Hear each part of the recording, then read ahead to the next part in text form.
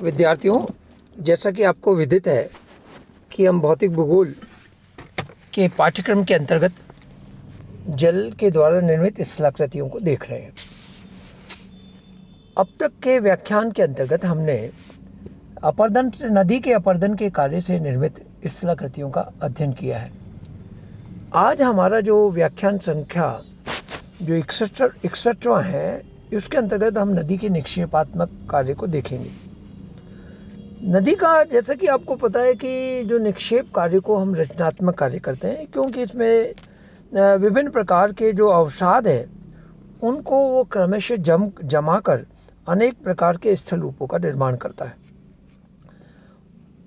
भूआकृति विज्ञान में नदी के अपरदन कार्य को अपेक्षाकृत अधिक महत्व दिया गया है तथा निक्षेपात्मक कार्य को कम महत्वपूर्ण बनाया है। यद्यपि निक्षेपात्मक कार्य जो है वो मानव के लिए अधिक उपयोगी व लाभप्रद है, कृषि की दृष्टि से, सिंचाई की दृष्टि से या उपजाऊ की दृष्टि से। तो निक्षेप जो है वो कई कारणों से होता है, जिसमें नदी के वेग में कमी होना सर्वाधिक प्रमुख है। और नदी के वेग में भी कमी होने का मुख्य कारण नदी के ढाल में कमी आना, नदी का जल का विस्तार क्षैतिज रूप से अधिक रूप में हो जाना, नदी के मार्ग में अवरोध आना, नदी के जल के आयतन में कमी आना, और इस सबसे बड़ा कारण नदी के बोझ में वृद्धि होने से होता है। इन सभी सम्मिलित कार्यों के कारण से नदी अपने निक्षेप के द्वारा विभिन्न प्रकार की स्थलाकृतियों का निर्माण करती है, जिनमें सबसे प्रमुख स्थलाकृति जो सर्वप्रथम वो करती है वो जलोढ़ पंख व जलोढ़ शंकु है।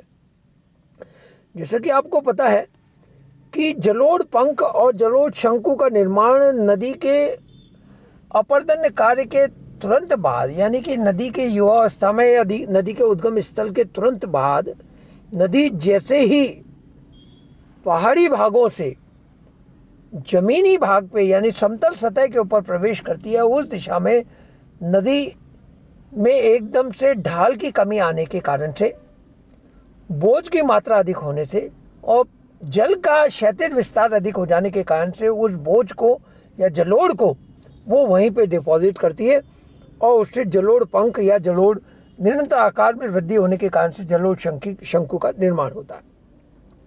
तो यह नदी की तरुण अवस्था के अंतिम व प्रौढ़ावस्था के प्रथम चरण का सूचक होता है। जैसे कि मैंने आपको पूर्व में बताया कि पर्वतीय ढाल के साथ नदी अधिक बोझ के साथ नीचे उतरती है, तो समतल भाग में प्रवेश करते ही वेग में भयानक कमी आ जाती है और चट्टानों के बड़े बड़े टुकड़े से लेकर महीन रेत के कण जाए वो पर्वतीय ढाल के पास जो तली है वहाँ जमा हो जाते हैं। वेग में कमी होने से उसकी परिवहन क्षमता में भी कमी आती है और पर्वतीय ढाल के आधार तल पर अर्धचंद्राकार रूप में पदार्थ का निक्षेप हो जाता है, जिसे हम जलोढ़ पंख कहते हैं। और पर्वतीय ढालों पर अधिक ऊंचाई व समकोण पर जमा हुआ मलबा शंकु का आकार लेता है, जिसे हम जलोढ़ शंकु कहते हैं। इन मैदानों को गिरिपदीय जलोढ़ मैदान भी कहते हैं, क्योंकि ये मैदान पर्वतों की तलहटी में मिलते हैं और इनका कृषि की दृष्टि से अत्यधिक महत्व होता है पर्वतीय भागों में, क्योंकि पर्वतीय भागों में समतल जगह की वैसे ही कमी होती है, मिट्टी की जो सतह की मोटाई है वो कम रहती है, परंतु ये भाग उपजाऊ हो जाते हैं मोटाई और होने की वजह। दूसरा जो है बाढ़ का मैदान और प्राकृतिक तटबंध। नदी बेसिन घाटी का वह भाग जहाँ नदी बाढ़ के समय जलोढ़ का निक्षेप करती है, तो वह बाढ़ का मैदान कहलाती है। यानी कि नदी के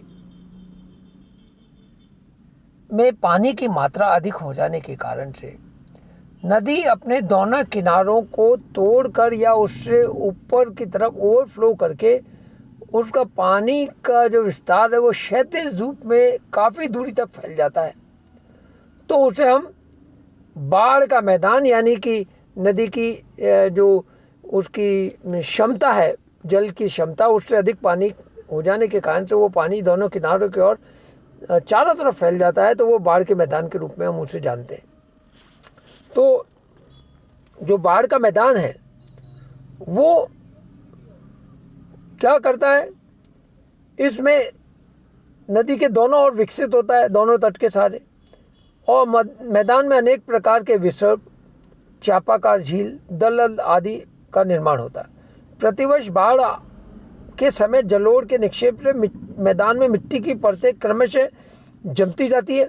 इसलिए कृषि के मैदान बहुत उपयोगी होते हैं, क्योंकि नई मिट्टी रहती है, खनिज लवण रहते हैं, जल की मात्रा रहती है, महीन मिट्टी रहती है और प्रतिवर्ष इसमें जमाव होता रहता है, तो इसकी उपजाऊ क्षमता है वो निरंतर बढ़ी रहती है। नील नदी, सिंधु, गंगा आदि के नदियों के मैदान इसी कारण से उर्वरता के लिए विश्व विख्यात है, क्योंकि प्रतिवर्ष बाढ़ आने के कारण से नई मिट्टी का जमाव होता है, जिसमें बिना सिंचाई के ही उत्तम कृषि का उत्पादन होता है। प्राकृतिक तटबांध का निर्माण बाढ़ के द्वारा होता है। नदियों द्वारा बहाए गए जल में कीचड़ भी पाया जाता है, जो नदियों के दोनों किनारों पर क्रमशः नया जमा होता रहता है, जिसे निरंतर जमा होते रहने से एक तरह के प्राकृतिक बांध का निर्माण हो जाता है या अवरोध का निर्माण हो जाता है एक लंबाकार रूप में, यानी कि तो ये प्राय 1 से 100 मीटर ऊंचे तक होते हैं। प्राकृतिक तटबांध आसपास की भूमि को बाढ़ से सुरक्षित करता है, परंतु कभी कभी अत्यधिक पानी आ जाने के कारण से, वर्षा जल अधिक हो जाने के कारण से ये क्षतिग्रस्त हो जाता है, टूट जाता है, और टूटने से भयंकर बाढ़ आती है। चीन की हांगो नदी इसी प्रकार के अभिशाप के लिए अभिशप्त थी और चीन में भयंकर बाढ़ आती थी। इसी प्रकार ब्रह्मपुत्र नदी में भी तटबांधों के टूटने से बाढ़ का कारण पूरे असम के मैदानी वाले भाग में या निचली तलहटी वाले भागों में बाढ़ का कारण बनती है।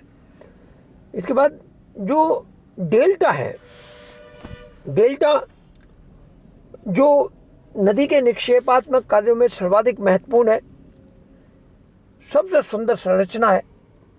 नदी की वृद्धावस्था में उसके मुहाने के पास महीन जलोढ़ के निक्षेप से निर्मित महत्वपूर्ण रचनात्मक स्थलाकृति का नाम डेल्टा है। इस त्रिभुजाकार आकृति का नाम लैटिन भाषा के डेल्टा वर्ण के नाम से किया गया है। डेल्टा लैटिन भाषा का एक वर्णमाला का एक शब्द है जिसका आकार एक त्रिभुजाकार होता है। इसका सर्वप्रथम हेरोडोटस ने नामांकन नील नदी के मुहाने पर निर्मित इस आकार का डेल्टा के रूप में किया था। इसके बाद से विभिन्न आकृति वाले इस स्थलस के लिए डेल्टा शब्द का उपयोग होता है। शॉकिंस नाम के विद्वान के अनुसार सामान्यतः पंखाकार जलोढ़ निक्षेप से जो नदी के मुहाने पर एकत्रित हो जाता है वह डेल्टा कहलाता है। हॉरेक्स ने डेल्टा को सागर की और निम्न मैदान का विस्तार बताया। वास्तव में नदी के मुहाने पर विस्तृत त्रिभुजाकार अवसाद के जमाव से डेल्टा का निर्माण होता है।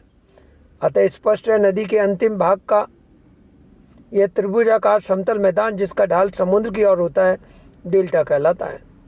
नील नदी, मिसिसिपी, गंगा, राइन आदि अनेक नदियों के डेल्टे अलग अलग आकार के हैं।